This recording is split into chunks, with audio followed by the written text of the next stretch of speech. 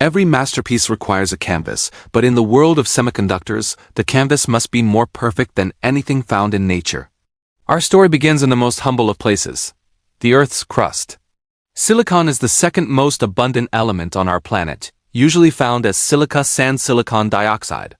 But you cannot simply melt beach sand and expect a computer to emerge. The journey starts with a trial by fire. Imagine a furnace roaring at temperatures exceeding 2000 degrees Celsius. Here, silica is mixed with carbon.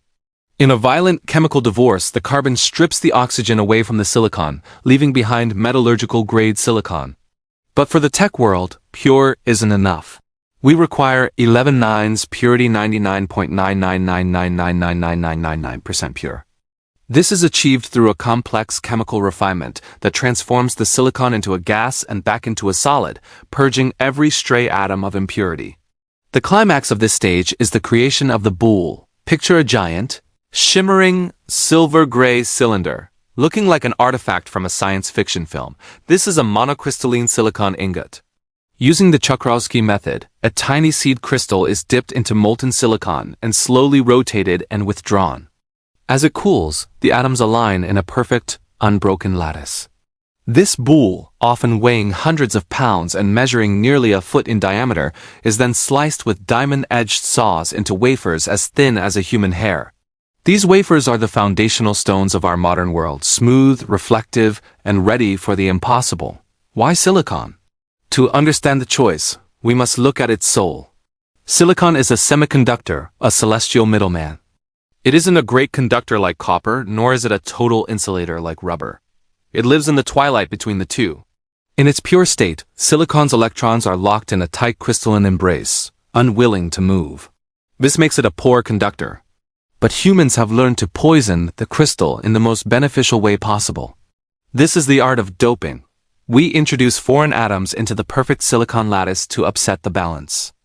Imagine a perfectly synchronized dance floor where every dancer has a partner. If we introduce phosphorus, which has 5 outer electrons instead of silicon's 4, we create an extra electron that has no partner. This electron is free to roam, creating N-type negative silicon.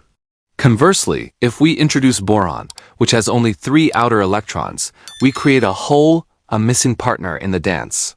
This hole acts like a positive charge, drawing electrons toward it. This is P-type positive silicon.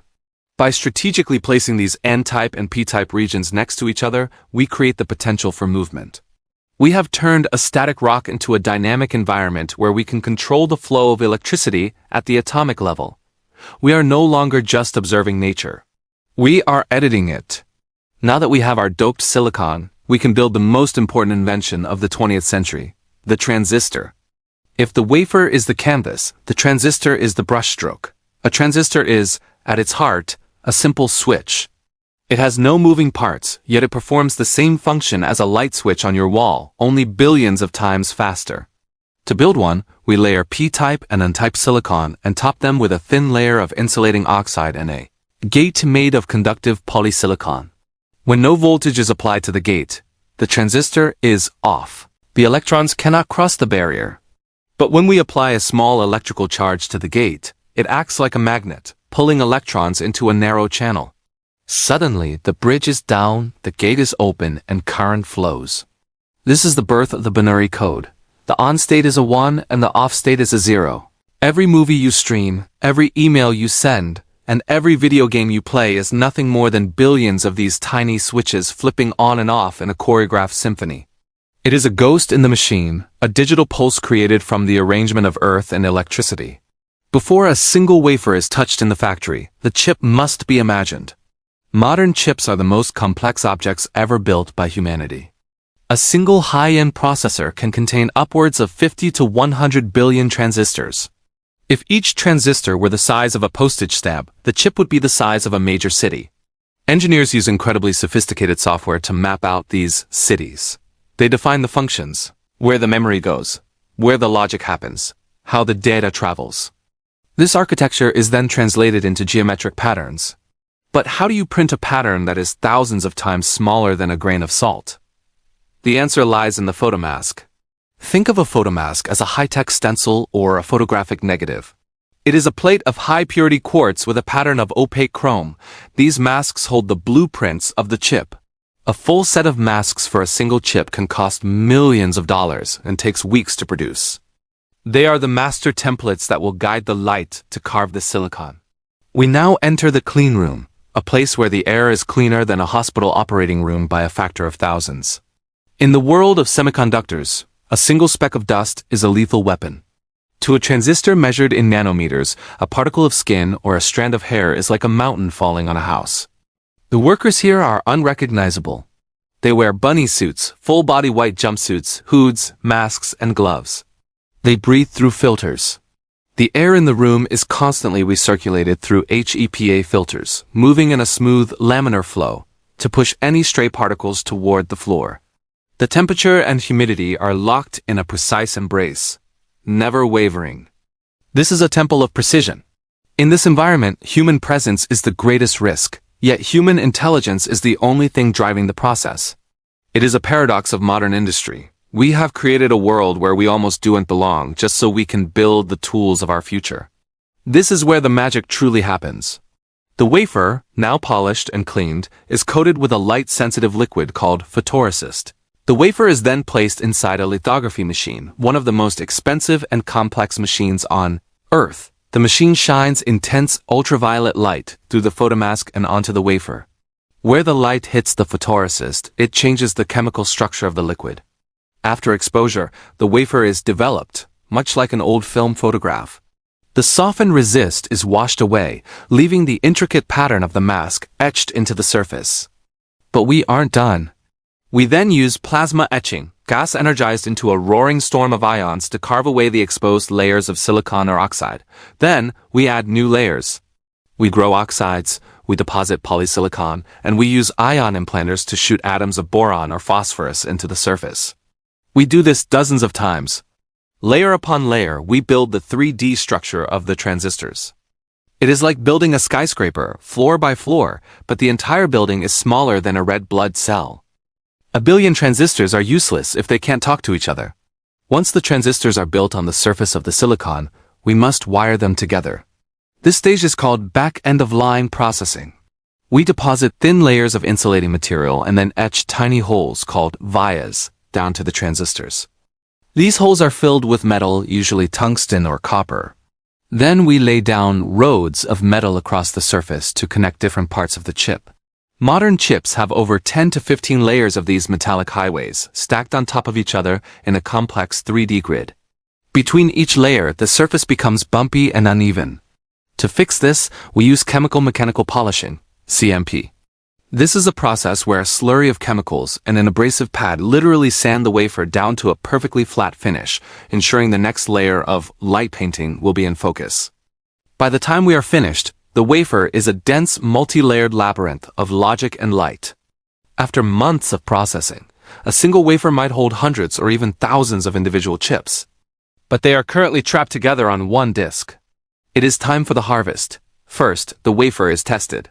Tiny needles touch down on each chip to see if it breathes. If a chip fails, it is marked with a dot of ink or a digital map to be discarded. Then comes the dicing.